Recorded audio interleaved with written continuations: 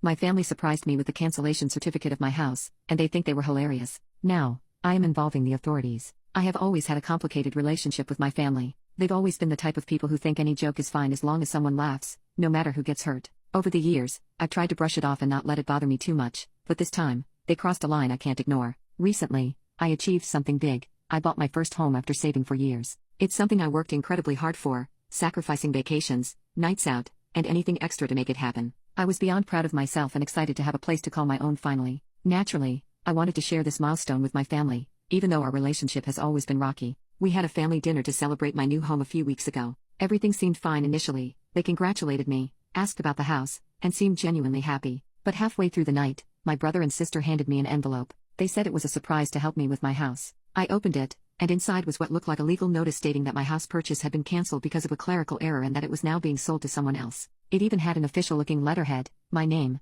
and details about the house. I was in complete shock. Everyone around the table started laughing, and my brother yelled, "Gotcha." They had faked the letter and thought it would be hilarious to see my reaction. I burst into tears, which only made them laugh harder. They even recorded the whole thing on their phones to post on social media. When I finally managed to speak, I told them how cruel this was. Buying this house was the biggest thing I'd ever done, and they turned it into a joke at my expense. Their response? "You're so sensitive. It was just a prank. Lighten up." I left the dinner early, completely heartbroken. A few days later, I decided I'd had enough. This wasn't the first time they'd pulled a prank like this. Over the years, they've humiliated me countless times, once ruining a job interview outfit by accidentally spilling coffee on it, another time pretending to lose my dog just to see me panic. I cut off all contact. I didn't make a scene. I just stopped responding to messages, blocked them on social media, and declined invites to family events. Now, I'm getting guilt-tripping messages from my extended family saying I'm being selfish and tearing the family apart. My mom even left me a voicemail crying about how much she misses me and begging me to come back, but I can't bring myself to forgive them. This prank felt like the final straw,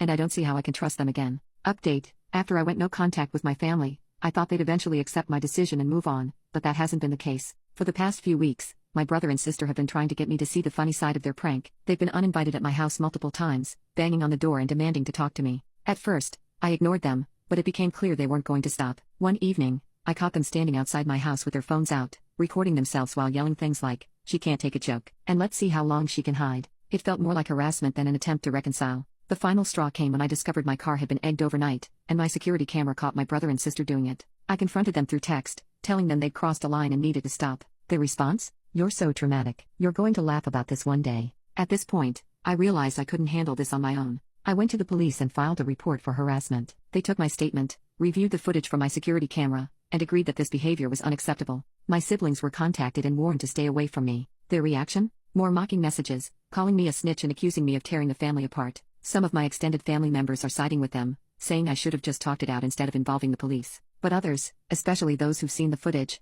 are horrified and fully support my decision. I feel a mix of relief and sadness. It's hard to accept that my own family could treat me this way, but I also feel safer knowing I've taken steps to protect myself. I'm focusing on building a new life in my home and surrounding myself with people who respect and support me. To anyone out there struggling with toxic family dynamics, you're not alone, and it's okay to set boundaries to protect your peace.